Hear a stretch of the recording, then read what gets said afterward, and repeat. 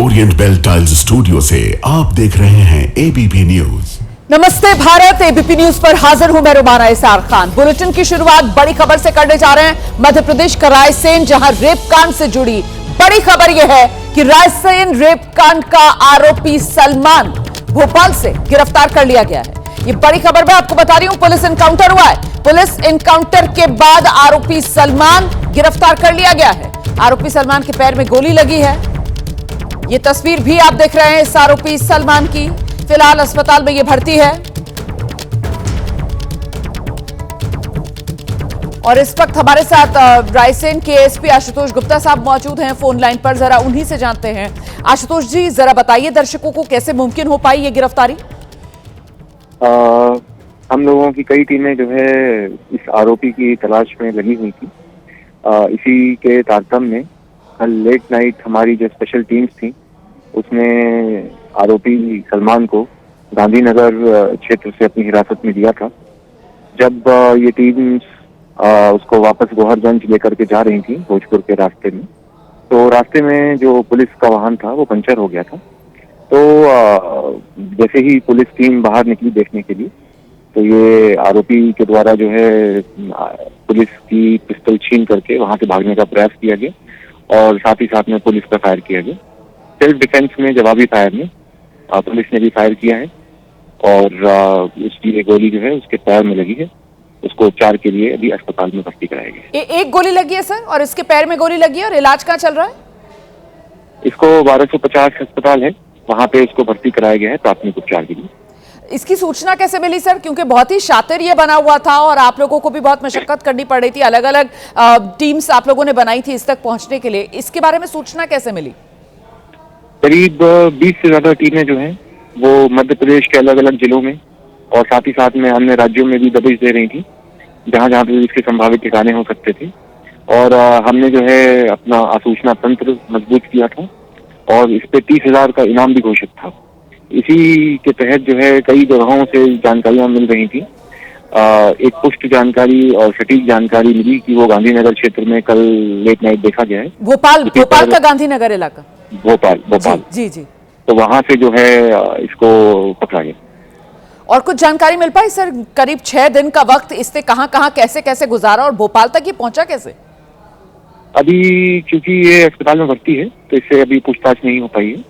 अभी इसके संबंध में अभी विस्तृत पूछताछ करके और भी तथ्य जो है सामने लाए जाएंगे। और वैसे आप लोगों की जो अनुभव है और समझ है वो क्या कहता है सर? अकेले अपने दम पर क्या इतने दिन तक ये बच पाया होगा पुलिस से, या फिर कोई साथ इसका जरूर दे रहा होगा? अभी जब इसको गिरफ्तार किया गया है तो ये तो अकेले ही पाया गया है और वहाँ पे चाय के दुकान से इसको पकड़ा गया है और आगामी भी विवेचना जारी है। जैसे भी तथ्य आएंगे उसके अनुसार कार्रवाई होगी।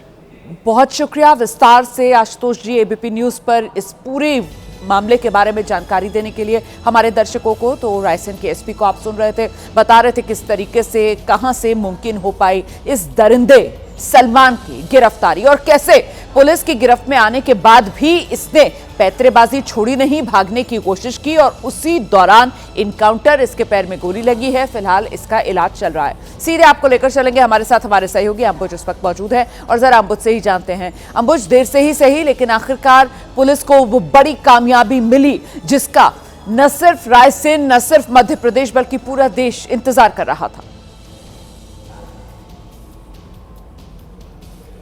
ये जो कामयाबी है पुलिस को भले ही देर से मिली लेकिन मिली सही, और ये ट्रेस करना इस आरोपी को मुश्किल था क्योंकि इसके पास फोन नहीं था। लेकिन कल रात जिस तरीके से सूचना मिलने के बाद उसे भोपाल से अरेस्ट किया गया और जब रायसेन इसे ले जाया जा रहा था उस वक्त यहाँ पर जहाँ इस वक्त मैं मौजूद हूँ, ये रायसेन जिले का ही कीरतपुर जगह है जहां पर पुलिस की गाड़ी पंचर हुई।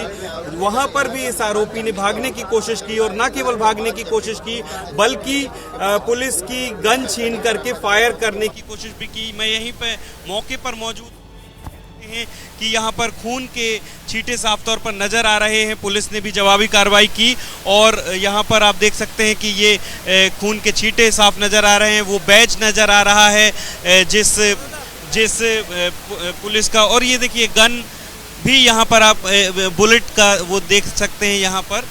और 1, 2, उसके अलावा 3 और 4 कुल 5 राउंड यहाँ पर फायर हुए।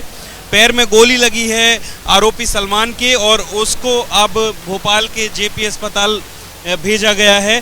और यहाँ पर उसने भागने की कोशिश की, गोली चलाने की कोशिश की और उसके बाद यहाँ पर एक इनकाउंटर में उसके पैर में गोली लगी है। और यहाँ पर देख सकते हैं कि टीम भी आ गई है और अब वो मार्क किया जा रहा है जहाँ जहाँ वो बुलेट्स पड़ी हुई हैं। और इसको देखिए कि अब यहाँ पर मार्क किया जा रहा है, यही वो घटना स्थल है जहाँ पर ये इनकाउंटर हुआ, जहाँ पर पुलिस की गाड़ी पंचर हुई थी। उसके बाद उसने भागने की कोशिश की, न केवल भागने की बल्कि पुलिस पर भी गोली चलाई, उसने फायर किया बंदूक छीन करके। और उसी की जवाबी कार्रवाई में उसको पैर में गोली लगी है। पुलिस ने जब जवाबी कार्रवाई की तो ये वही घटना स्थल है। यहाँ पर देखिए कि ये खून के छींटे आपको नज़र आ रहे हैं और वो बैच भी जिस पुलिसकर्मी का गन छीनी गई थी उसका बैच भी वहाँ पर पड़ा हुआ है। श्याम राज सिंह नाम है उनका और उन्हीं की गन छीन करके फायर किया गया था। तो यहाँ पर कुल 5 राउंड फायर हुए हैं। अब यहाँ पर टीम भी आप देख सकते हैं पुलिस की मौके पर मौजूद है और देर से ही सही, जैसे कि शुरुआत में कहा था, ये आरोपी पुलिस की गिरफ्त में आया है।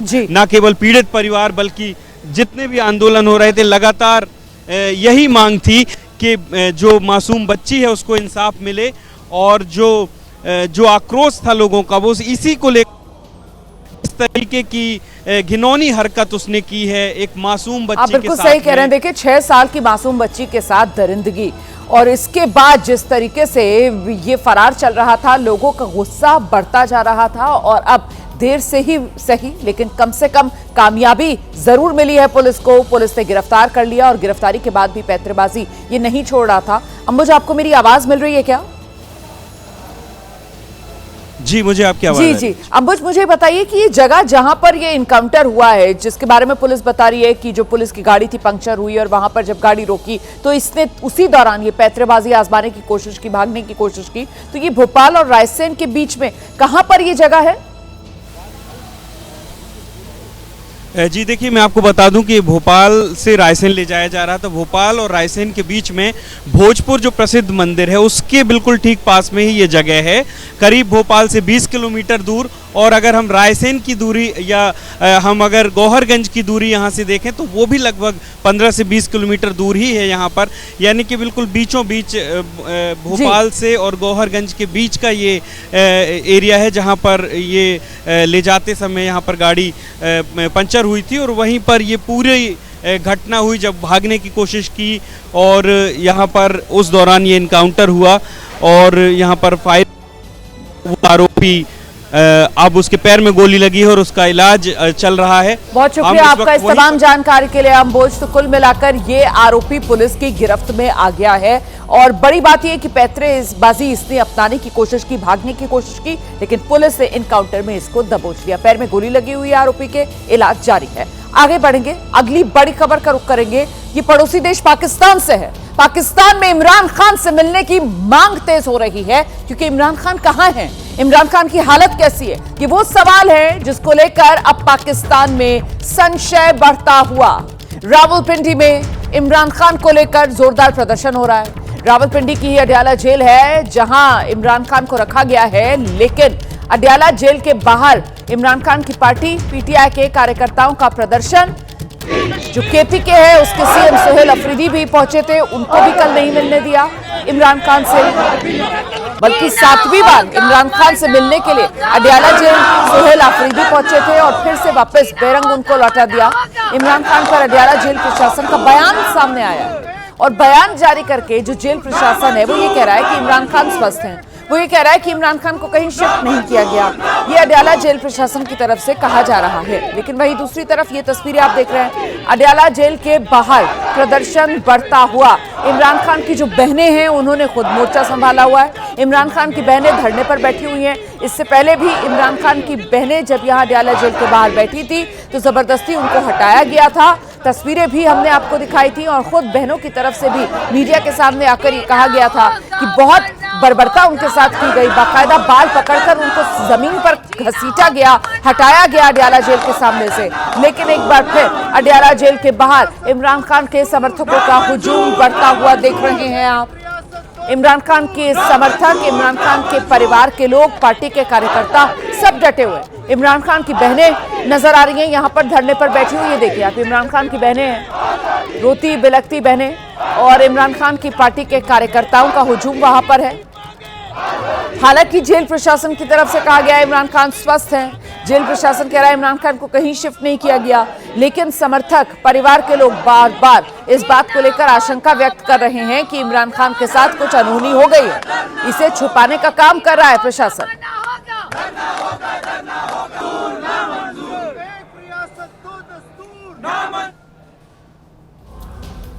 देखिए, जेल में है इमरान खान, ये आप जानते हैं। 10 अप्रैल 2022 संसद में अविश्वास प्रस्ताव लाकर प्रधानमंत्री पद से इमरान खान को हटा दिया गया था। 3 नवंबर 2022 वजीराबाद में एक विरोध मार्च के दौरान उन पर हमला भी हुआ था, पैर में इमरान खान की गोली भी लगी थी। इसके बाद 1 मई 2023 अल खादर ट्रस्ट से जुड़े मामले में गिरफ्तारी वारंट इमरान खान के नाम निकलता है। 9 मई 2023 इस्लामाबाद हाईकोर्ट के बाहर इमरान खान को गिरफ्तार किया जाता है। 9 मई 2023 इमरान खान की गिरफ्तारी के बाद हिंसा भड़कती है, दंगे होते हैं। 5 अगस्त 2023 तोशखाना वाला केस, इसमें इमरान खान को दोषी करार दिया जाता है। 3 साल जेल और चुनाव लड़ने पर 5 साल का बैन लगता है। फिर 30 जनवरी 2024 जो साइफो केस है, उसमें इमरान खान को 10 साल जेल सुना दी जाती है सजा। 31 जनवरी 2024 तोशखाना से जुड़े दूसरे केस में इमरान खान, उनकी पत्नी बुशरा बीबी, दोनों को 14 साल जेल सजा सुना दी जाती है। 3 फरवरी 2024 ट्रायल कोर्ट से निकाह इद्दत केस में इमरान खान, बुशरा बीबी को 7 साल जेल की सजा सुनाई जाती है। तो किस तरीके से पाकिस्तान के भीतर इमरान खान पर वहां का कानून का शिकंजा कसता गया, एक के बाद एक मामले सामने आते गए। इमरान खान को सजाओं पर सजाएं सुनाई गई हैं। अडयाला जेल के भीतर इमरान खान और अडयाला जेल के बाहर इमरान खान के समर्थकों का ये प्रदर्शन। इस बीच एक और बड़ी खबर मैं आपको बताने जा रही हूं। ये जो अडयाला जेल है, प्रशासन ने बयान दिया है, लेकिन इस बयान पर इमरान खान के बेटे ने सोशल मीडिया पर एक पोस्ट किया है। इमरान के बेटे ने बड़ी अनहोनी की आशंका जताई है। इमरान खान के बेटे कह रहे हैं मेरे पिता के जिंदा होने का कोई सबूत नहीं। इमरान खान के बेटे हैं कासिम खान, और कासिम खान की तरफ से ही सोशल मीडिया पर यह पोस्ट जो साझा किया गया है, जिसमें वो कह रहे हैं कि मेरे पिता के जिंदा होने का कोई सबूत नहीं है, मेरा और मेरे भाई का पिता से कोई संपर्क नहीं हुआ है, पिछले 6 हफ्तों से मेरे पिता डेथ सेल में हैं, पूरी तरह से वहां ब्लैकआउट है, कोई सिक्योरिटी प्रोटोकॉल नहीं है, मेरे पिता को कुछ भी अगर हुआ तो जिम्मेदार पाकिस्तान सरकार होगी। दुनिया के मानवाधिकार संगठन इस मामले में दखल दें, ये मांग कासिम खान की तरफ से की गई है। इमरान खान के बेटे कासिम। दरअसल इसी जेल में पाकिस्तान के पूर्व पीएम इमरान खान बंद हैं। उनके समर्थक उनसे मिलने की मांग को लेकर यहां जुटते हैं, धरना देते हैं। आधी रात को यहां धरना और नारेबाजी हो रही है। यहां खैबर पख्तूनख्वा प्रांत के नए नवेले मुख्यमंत्री सोहेल अफरीदी उनसे मिलने पहुंचे थे, लेकिन उन्हें इमरान खान से मिलने नहीं दिया गया, लिहाजा वो जेल के बाहर ही धरने पर बैठ गए। मैं पूरी दुनिया को दिखाना चाह रहा था, पूरे पाकिस्तान के साथ साथ बाहर की दुनिया को भी, कि एक सूबे के वज़ीर आला के साथ ये क्या कर रहे हैं। अदालती अहकामात होने के बावजूद बार बार जो है वहाँ चीफ जस्टिस ऑफ पाकिस्तान को कॉल करने के बावजूद एक सूबे के चीफ एग्जीक्यूटिव को उसके लीडर, उसके कायद जनाब इमरान खान साहब से मिलने नहीं दिया जा रहा था। सोहेल का कहना है कि पाकिस्तान में सुप्रीम कोर्ट और हाई कोर्ट के आदेशों की धज्जियां उड़ाई जा रही हैं और एक मुख्यमंत्री को इमरान खान से मिलने नहीं दिया जा रहा है। उधर इमरान खान की बहन नौरीन नियाजी ने असीम मुनीर को ही निशाने पर ले लिया है। नियाजी का कहना है कि पाकिस्तान अपने सबसे बुरे दौर से गुजर रहा है और मुल्क में हिटलर के जमाने जैसा जुल्म हो रहा है। मुनीर एक तानाशाह की तरह देश को चला रहा है। ना वो बच्चा देख रहे हैं, ना बूढ़ा देख रहे हैं, और ना औरत देख रहे हैं या आदमी है। जो उनको इजाजत है कि जो भी उनको मिल जाए उसको आप वैसे ही मारे जैसे आपको कोई पूछने वाला नहीं है। तो ये चल रहा है पाकिस्तान में इस वक्त। एक आप सब दुनिया में सबको ही पता है क्या हो रहा है पाकिस्तान में। तो मेरा ख्याल है ये जुल्म की इंतहा को पहुंच चुके हैं। अब लोग निकल रहे हैं और निकलेंगे। पिछले लगभग एक महीने से इमरान खान के परिवार, समर्थक और उनकी पार्टी के कार्यकर्ता जेल में उनसे मिलने जाते हैं, लेकिन जेल प्रशासन उन्हें इसकी इजाजत नहीं दे रहा है। दिल्ली ब्लास्ट केस से जुड़ी बड़ी खबर जान लीजिए आप। आतंकवादी शाहीन से एनआईए पूछताछ कर रही है। फरीदाबाद में एक केमिकल शॉप पर एनआईए ने जांच की है। डॉक्टर शाहीन को फरीदाबाद लेकर पहुंची एनआईए की टीम। अल फलाह मेडिकल कॉलेज लेकर गई थी एनआईए की टीम। आप जानते हैं डॉक्टर शाहीन की भी एनआईए को 10 दिन की रिमांड मिली हुई है। तो ये आतंकी डॉक्टर शाहीन एनआईए की रिमांड में, और ऐसे में एनआईए जांच अपनी आगे बढ़ा रही है। दिल्ली ब्लास्ट केस पे जांच के दौरान चौंकाने वाले खुलासे हो रहे हैं। आतंकी ये लेडी डॉक्टर, इससे जुड़ा बड़ा खुलासा ये भी हुआ है। डॉक्टर शाहीन और डॉक्टर मुजम्मिल दोनों ने शादी कर रखी थी। अभी तक तो देखिए ये बताया जा रहा था कि ये आतंकी डॉक्टर शाहीन डॉक्टर मुजम्मिल की प्रेमिका है, लेकिन अब तस्वीर और साफ हुई है। आतंकी डॉक्टर शाहीन और डॉक्टर मुजम्मिल दोनों ने शादी की थी। प्रेमिका नहीं, डॉक्टर मुजम्मिल की पत्नी डॉक्टर शाहीन। डॉक्टर मुजम्मिल ने कानूनी दस्तावेज में शाहीन को अपनी पत्नी दिखाया है। डॉक्टर मुजम्मिल के साथ 2 साल पहले गुपचुप निकाह कर चुकी है डॉक्टर शाहीन। डॉक्टर शाहीन एक कट्टर फैमिली तैयार करने के लिए बाकायदा प्लानिंग कर रही थी। दोनों का निकाह हुआ सितंबर 2023 में। अल फलाह यूनिवर्सिटी के पास ही एक मस्जिद में दोनों ने निकाह किया था। मेहर की रकम जो है वो करीब 5 से 6 हजार रुपए तय की गई थी। शाहीन ने 2023 में डॉक्टर मुजम्मिल को हथियार खरीदने के लिए 6.5 लाख रुपए दिए। 2024 में डॉक्टर उमर को फोर्ड इकोस्पोर्ट कार खरीदने के लिए 3 लाख रुपए उधार दिए। डॉक्टर शाहीन पर हथियार और विस्फोटक के लिए 27-28 लाख रुपए मुहैया कराने का शक है।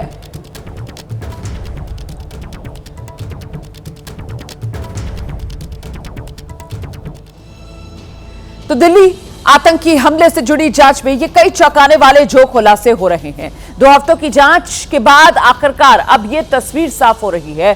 पुलिस को वो आतंकी मिल गया जिसने फरीदाबाद टेरर मॉड्यूल को एक्टिव करवाया था। और वो कौन है आतंकवादी, जान लीजिए आप। जैश ए मोहम्मद के जिस कमांडर के नाम से सबसे पहले जम्मू कश्मीर में पोस्टर लगे थे, जिसके बाद से गिरफ्तारियां शुरू हुई, उस कमांडर की पहली तस्वीर सामने आ गई है। इसका नाम है आतंकी हंजल्ला। पाकिस्तान के कब्जे वाले कश्मीर में एक्टिव हंजल्ला वहां की कोटली से आतंक का नेटवर्क चला रहा है। कश्मीर के नौगाम, बनपुरा और श्रीनगर में इसी हंजल्ला के नाम से पोस्टर लगे थे, जिसमें लिखा था जो भी व्यक्ति एजेंसियों के लोगों से बात करेगा या उन्हें अपने पास बैठाएगा उसे मौत के घाट उतार दिया जाएगा। जांच में पाया गया कि हंजल्ला के नाम के पोस्टर धमाके के बाद गिरफ्तार मौलवी इरफान अहमद वागे ने लगवाए थे। इसी पोस्टर की जांच करने के बाद पहले मौलवी इरफान अहमद वागे पकड़ा गया था और फिर इरफान के बयान के आधार पर ही डॉक्टर मुजम्मिल और डॉक्टर अदील अहमद राठर को पकड़ा गया और उसी के बाद धमाका हुआ। भारत में अपना नेटवर्क तैयार कर रहा हंजल्ला इस समय जैश ए मोहम्मद और अंसार गजवात उल हिंद आतंकी संगठन के लिए अपने लोग तैयार करने में लगा हुआ है। तो देखिए, इधर पूछताछ के बीच जम्मू कश्मीर में एक बार फिर से बड़ा सर्च ऑपरेशन चला है। जांच एजेंसियों को इनपुट मिला था कि वहां एक प्रतिबंधित संगठन के कुछ लोग देश विरोधी गतिविधियों में शामिल हैं, जिसके बाद सुबह से ही जम्मू कश्मीर पुलिस घाटी में 2019 से बैंड संगठन जमात इस्लामी के सदस्यों के घर दबिश दे रही थी। ऐसी जानकारी के आधार पर किए गए कि ये संगठन एक बार फिर से OGW नेटवर्क खड़ा कर सरहद पार बैठे हुए मिलिटेंट्स के लिए कश्मीर में नेटवर्क तैयार कर रहे थे। जो तस्वीरें आई उसमें पुलिस संगठन से जुड़े लोगों के घर के दस्तावेज की जांच करती दिखी। इसी बीच पुलिस ने कश्मीर के रियासी के रहने वाले 19 साल के मेडिकल स्टूडेंट को गिरफ्तार किया। शुरुआती जांच में पता चला कि वो पाकिस्तानी हैंडलर्स के संपर्क में था। उन लोगों ने ऑनलाइन ही उसका ब्रेन वॉश किया। पुलिस का दावा है कि हैंडलर्स उससे बड़ा हमला करवाना चाहते थे। उसके फोन से पाकिस्तानी नंबर भी मिले और अब पुलिस उससे पूछताछ कर रही है। दिन की कुछ और बड़ी खबरों का रुख करेंगे। हांगकांग में भीषण अग्निकांड, आप जानते हैं पिछले 2 दिन से आग धधकी हुई है और इसी से जुड़ी बड़ी खबर ये कि हांगकांग में मरने वालों की संख्या बढ़कर 94 पर पहुंच गई है।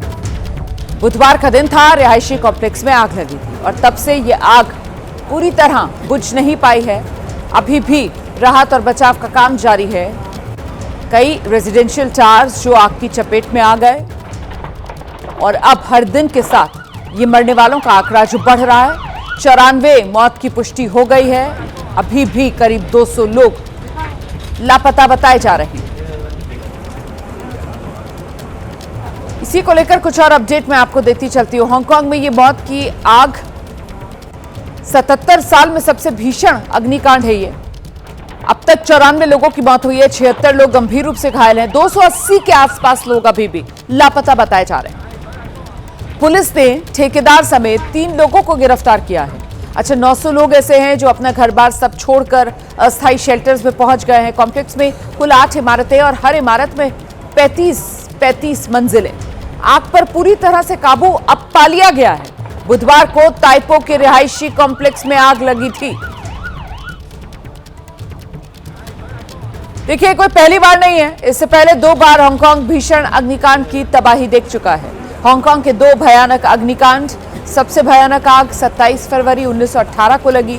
ये आग हैप्पी वैली रेसकोर्स में लगी थी। आग लगने के बाद वहां की जो ग्रैंड स्टैंड है वहां का, वो गिर गया था। 600 से ज्यादा लोगों की तब मौत हुई थी। इसके बाद एक और बड़ा अग्निकांड 22 सितंबर 1948 यहां डेसवॉइक्स रोड वेस्ट पर स्थित विंगॉन के एक गोदाम में आग फैली। हादसे में 176 लोगों की मौत हुई, 69 लोग घायल हुए थे।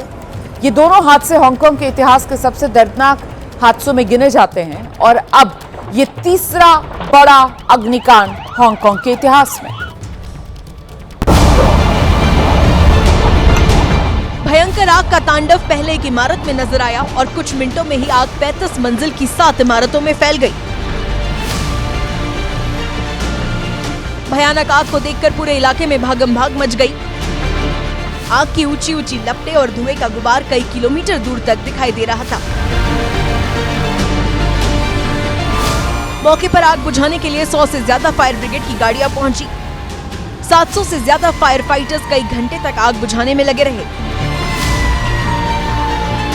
हांगकांग के ताइपो की जिन इमारतों में ये आग लगी, वहां करीब 2000 फ्लैट हैं, जिनमें 4000 से ज्यादा लोग रहते हैं। इमारतों में 90% लोगों को सुरक्षित निकाल लिया गया, लेकिन कुछ लोगों की मौके पर ही मौत हो गई, वहीं कुछ लोग लापता है। हांगकांग पुलिस ने इस हादसे में लापरवाही के शक में 3 लोगों को गिरफ्तार किया है।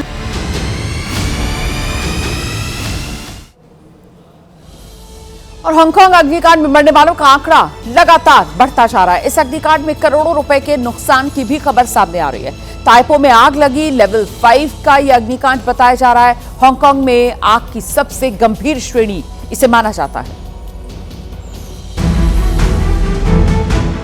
लेकिन सवाल यह है कि इतनी भयानक आग लगी कैसे और कैसे आग एक इमारत से 35 मंजिल की 7 इमारतों तक तबाही मचा गई। हांगकांग के ताइपो की जिन इमारतों में ये आग लगी, वहां मरम्मत का काम चल रहा था। मरम्मत के दौरान इमारतों में हरा कपड़ा लगाया जाता है जो सिंथेटिक का बना होता है।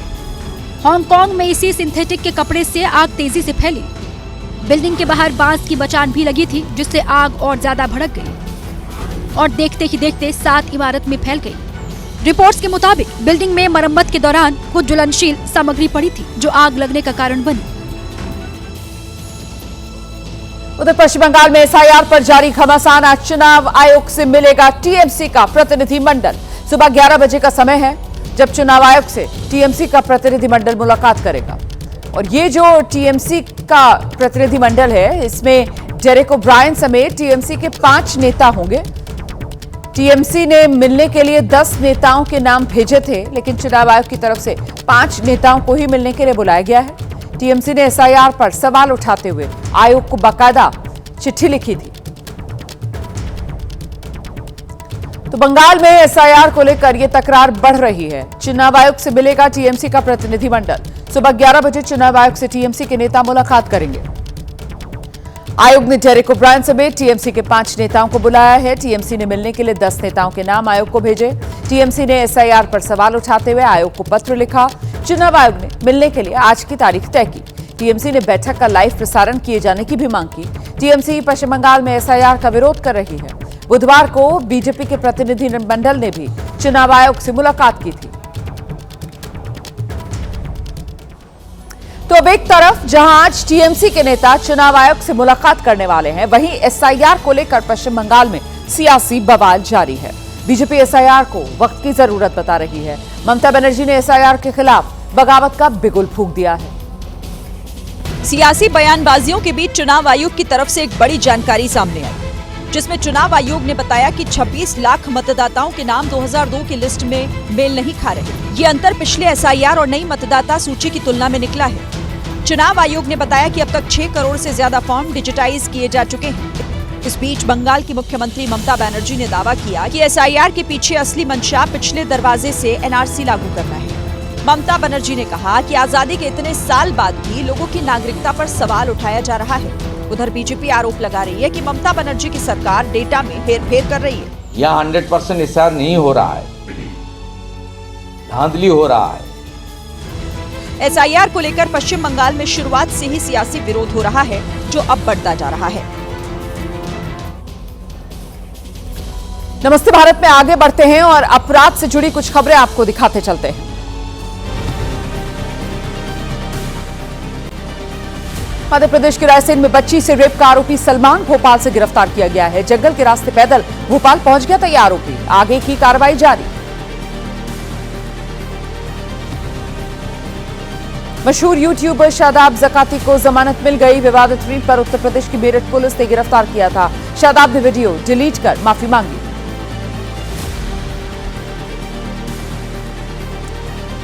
बीमा के पैसे के लिए हापुड़ में अंतिम संस्कार के नाम पर फर्जीवाड़ा। पुतले का अंतिम संस्कार करने पहुंच गए लोगों को पुलिस ने पकड़ा। दुकान पर काम करने वाले का करवाया था इंश्योरेंस। उत्तर प्रदेश के मुरादाबाद में चोरी के ट्रैक्टर से दूसरे राज्यों में बेचने वाले 4 आरोपी गिरफ्तार किए गए हैं। एसटीएफ ने यह बड़ी कार्रवाई की है। आरोपियों के पास से 4 ट्रैक्टर, 2 इंजन बरामद।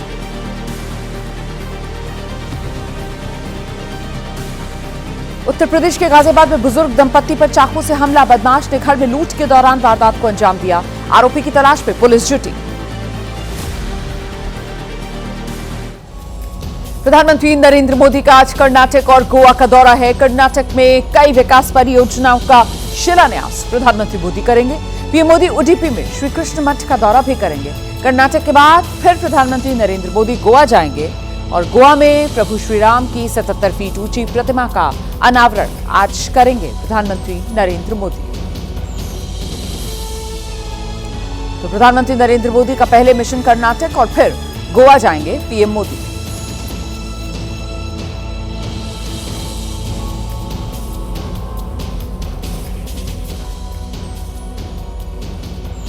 दिल्ली पुलिस ने महिला की हत्या के आरोप में उसी के पति और एक नाबालिग को गिरफ्तार किया है। दरअसल महिला बीते 21 नवंबर को लापता हो गई थी। परिजनों ने उसके अपहरण का शक जताया था। पुलिस की गिरफ्त में चलता शख्स जितना मासूम दिख रहा है, उतना ही खतरनाक है। पुलिस के मुताबिक आरोपी ने कार में पत्नी की गोली मारकर हत्या कर दी और लाश बागपत में फेंक दी। इस दौरान दयालपुर में रहने वाली लड़की के परिजनों ने उसकी तलाश शुरू की और कहीं पता नहीं लगने पर 21 नवंबर को महिला की गुमशुदगी की रिपोर्ट दर्ज करा दी। परिजनों ने अपहरण का शक जताया था, लेकिन उन्हें इस बात की जरा भी आशंका नहीं थी कि उसकी हत्या की जा चुकी है और हत्या करने वाला कोई और नहीं, 25 साल की महिला का पति ही है। मामले की जांच के दौरान पुलिस की शक की सुई जब महिला के पति पर आकर टिकी तो हिरासत में लेकर उससे पूछताछ की गई, जिसके बाद उसने सारा सच उगल दिया और उसकी निशानदेही पर शव भी बरामद कर लिया गया। बलिया के एक रिसेप्शन कार्यक्रम में उस वक्त मंच टूट गया जब मेहमान दूल्हा दुल्हन को आशीर्वाद देने के लिए मंच पर पहुंचे हुए थे। मंच पर मौजूद बीजेपी के जिला अध्यक्ष, विधायक के प्रतिनिधि वो तो बाल बाल बच गए, मगर कुछ लोगों को गंभीर चोटें भी आई हैं। ये वीडियो बलिया के रिसेप्शन कार्यक्रम का है। यहाँ वर वधू के साथ मेहमान भी मंच टूटने से नीचे जा गिरे, जिसमें एक मेहमान का पैर भी टूट गया। यह घटना बीते 26 नवंबर की है, जब बलिया बीजेपी के अध्यक्ष संजय मिश्रा और बीजेपी विधायक के प्रतिनिधि विश्राम सिंह मंच पर पहुंचे थे। दूल्हा दुल्हन ने आगे बढ़कर उनके पैर छुए, आशीर्वाद दिया। इस दौरान दूल्हा दुल्हन आकर बैठ गए और कार्यक्रम में आए मेहमान उनके आसपास खड़े हो गए। इतने ज्यादा लोगों का बोझ मंच सह नहीं पाया और सबको लेकर नीचे गिर गया, जिसमें कई लोग चोटिल हो गए और एक मेहमान का पैर भी फ्रैक्चर हो गया। उधर उत्तर प्रदेश के गाजियाबाद में एसआईआर के काम में लापरवाही करने वाले बीएलओज के खिलाफ कार्रवाई हुई है। प्रशासन ने 21 बीएलओज पर केस दर्ज करा दिया। साथ ही अच्छा काम करने वालों को पारितोषिक और 5 स्टार होटल में स्टे देने का ऐलान भी किया है। एसआईआर को लेकर बरती जा रही लापरवाही पर गाजियाबाद प्रशासन ने काम में सुधार की चेतावनी दी और फिर भी जब लोग नहीं माने तो सिहानी गेट थाने में 21 बीएलओज पर केस दर्ज करा दिया गया। खास बात यह है कि ये सभी बीएलओज एक ही विधानसभा के हैं। ऐसे बीएलओ भी जिन पे एफआईआर भी हुई है, अगर वो अपना कार्य अभी भी कंप्लीट समय अवधि में पूरा कर लेते हैं तो फिर उसके बाद में हम उसको खत्म भी कर देंगे।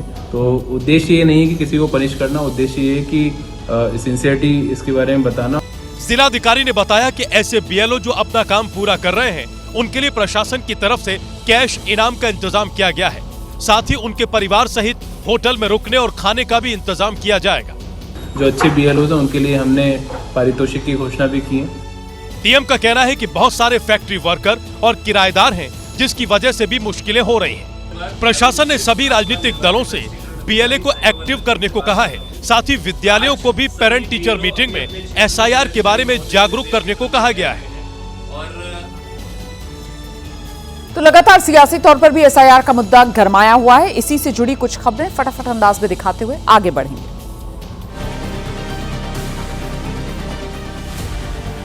एसआईआर को लेकर आज चुनाव आयोग से मिलेगा टीएमसी का प्रतिनिधिमंडल। आयोग ने सुबह 11 बजे डेरेक ओब्रायन समेत टीएमसी के 5 नेताओं को मिलने के लिए बुलाया। टीएमसी ने भेजे थे 10 लोगों के नाम। 12 राज्यों में तेजी से चल रहा है एसआईआर का काम। दूसरे फेज में करीब 99% फॉर्म बांट दिए गए हैं। अब तक 56% से ज्यादा फॉर्म डिजिटाइज कर दिए गए।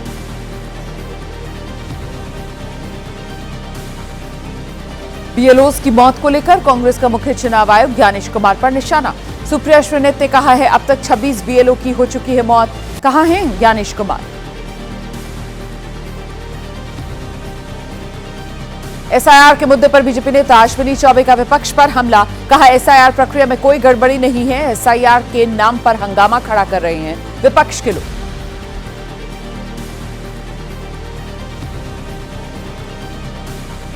उत्तर प्रदेश के गाजियाबाद में 9 महिलाओं समेत 21 बीएलओ के खिलाफ केस दर्ज हुआ है। जिला प्रशासन ने दर्ज कराया मुकदमा।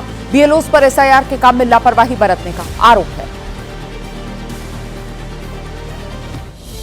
उधर राजस्थान की राजधानी है जयपुर और जयपुर से एक अनोखा मामला सामने आया। विकास प्राधिकरण ने भगवान शिव को ही अतिक्रमण का नोटिस जारी कर दिया है और मंदिर के बाहर नोटिस चस्पा कर दिया है।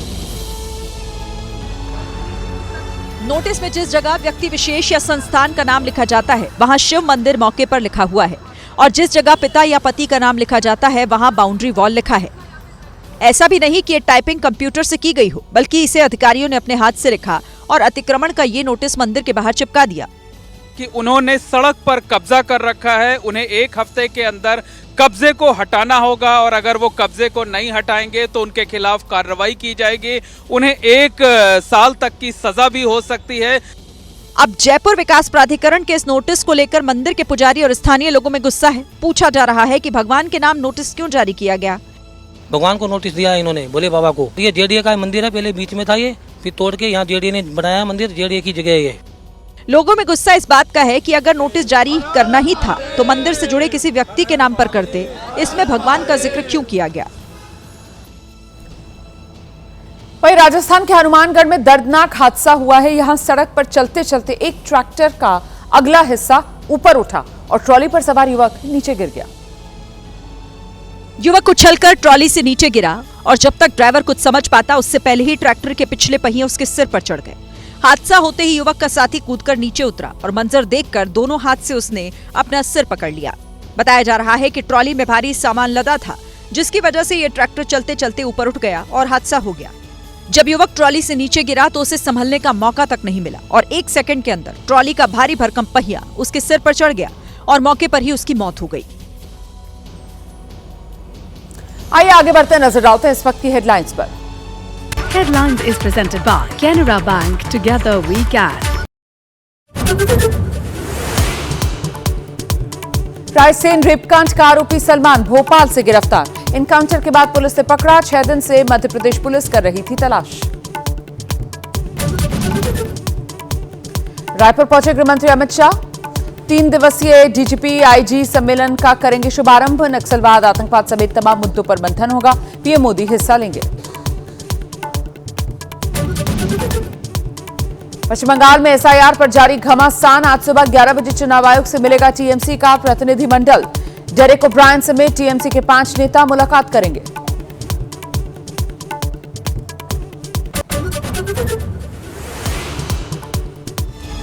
उत्तर प्रदेश के हमीरपुर से एक ऐसी तस्वीर आई है जिसे देखकर आप हैरान रह जाएंगे। यहां के राठ कस्बे में सामूहिक विवाह समारोह आयोजित किया गया, लेकिन दूल्हा दुल्हन से ज्यादा सुर्खियां बटोरी इन तस्वीरों ने।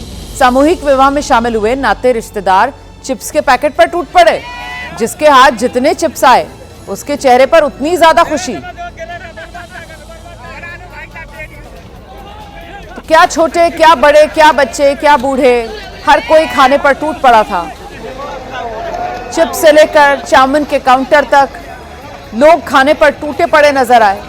जिसके हाथ में जितनी चाउमीन आ रही थी, जितने चिप्स के पैकेट आ रहे थे, बस लूट मची हुई थी खाने की। इस वीडियो के आधार पर अज्ञात लोगों के खिलाफ जलपान लूटने का केस दर्ज किया गया है।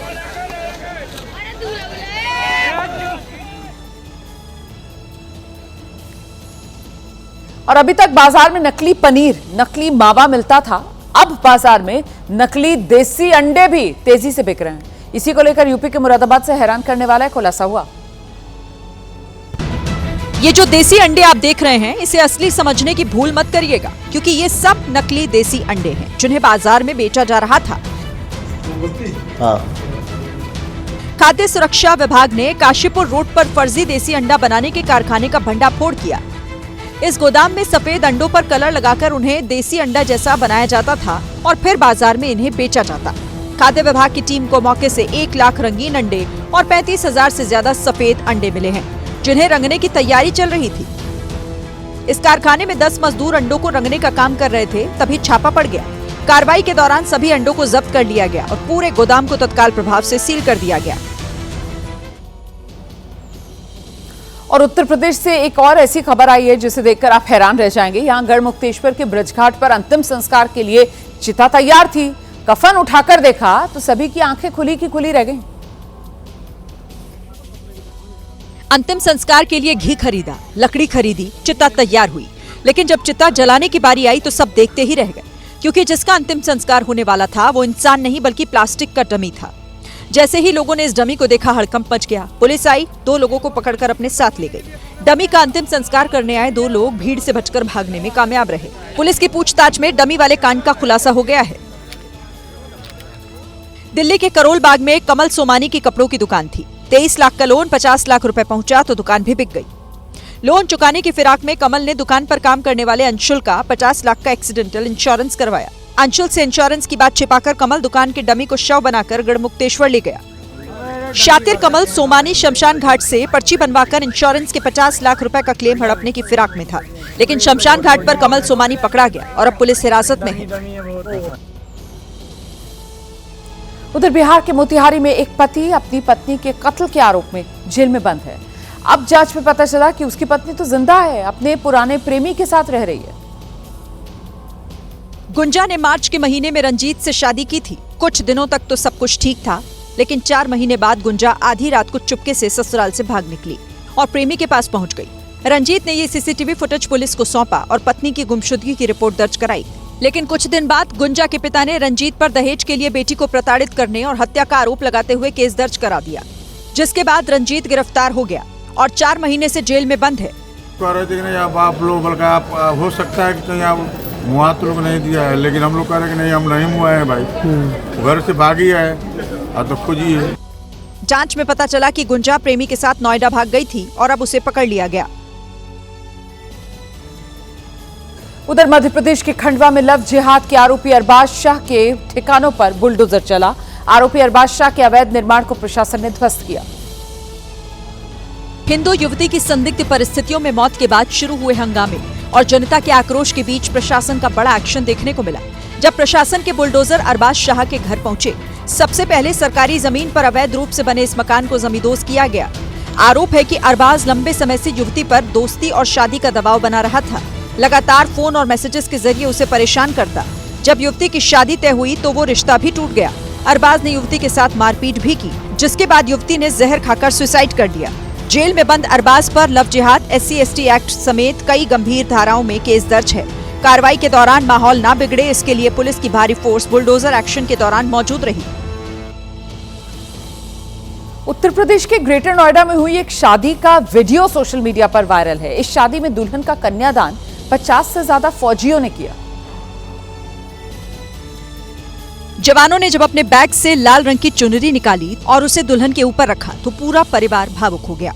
इसके बाद सेना के ये जवान दुल्हन को लेकर स्टेज तक पहुंचे, जहां शादी संपन्न हुई। दरअसल साल 2006 में ग्रेटर नोएडा के रहने वाले सुरेश सिंह भाटी आतंकी हमले में शहीद हो गए थे। अब जब उनकी बेटी की शादी की खबर फौजियों को मिली तो वो अपना फर्ज निभाने शहीद के घर पहुंच गए। ये सभी 50 जवान पंजाब से यहाँ पहुंचे और शहीद की बेटी का कन्यादान किया। हरियाणा के होनहार बास्केटबॉल खिलाड़ी हार्दिक राठी की मौत के बाद हरियाणा के मंत्री का वीडियो वायरल है। इस वीडियो में मंत्री कृष्ण बेदी उस पत्रकार पर गुस्सा करते दिख रहे हैं जिसने स्टेडियम की खराब हालत को लेकर उनसे सवाल पूछा। ये वीडियो 9 नवंबर का है, जब पत्रकार ने मंत्री को हकीकत बताई थी, लेकिन मंत्री कृष्ण बेदी पत्रकार से ही सवाल जवाब करने लगे थे। जो स्टेडियम स्टेट में बना रखे हैं, कोच नहीं है, उनकी हालात खराब है। आपके पास कितनी लिस्ट है, कितने स्टेडियम की लिस्ट आपके पास? रोहतक जिले की बता, आप वो लिस्ट दीजिए, हम चेक आउट करा लेते हैं, आपकी शंका दूर कर देंगे। ना सफाई है, आप अपनी बात कह रहे हैं, उससे कुछ बात फर्क थोड़ी पड़ेगा। अगर मंत्री जी को खराब हालात वाले स्टेडियम देखने हैं तो वो अंबाला के राजीव गांधी खेल स्टेडियम जा सकते हैं, जहां कभी भी हादसा हो सकता है। अब कैथल का हाल देखिए, करोड़ों रुपए की लागत से खेल अकेडमी की इमारत तो तैयार है, लेकिन सुविधा के नाम पर कुछ नहीं। नतीजा ये कि ये खेल अकेडमी रात में नशेबाजों का अड्डा बन गई है और दिन में लोग अपने जानवर यहाँ छोड़ जाते हैं। बहादुरगढ़ की स्थिति तो ऐसी है कि पिछले 20 साल से बास्केटबॉल कोर्ट की मरम्मत तक नहीं हुई।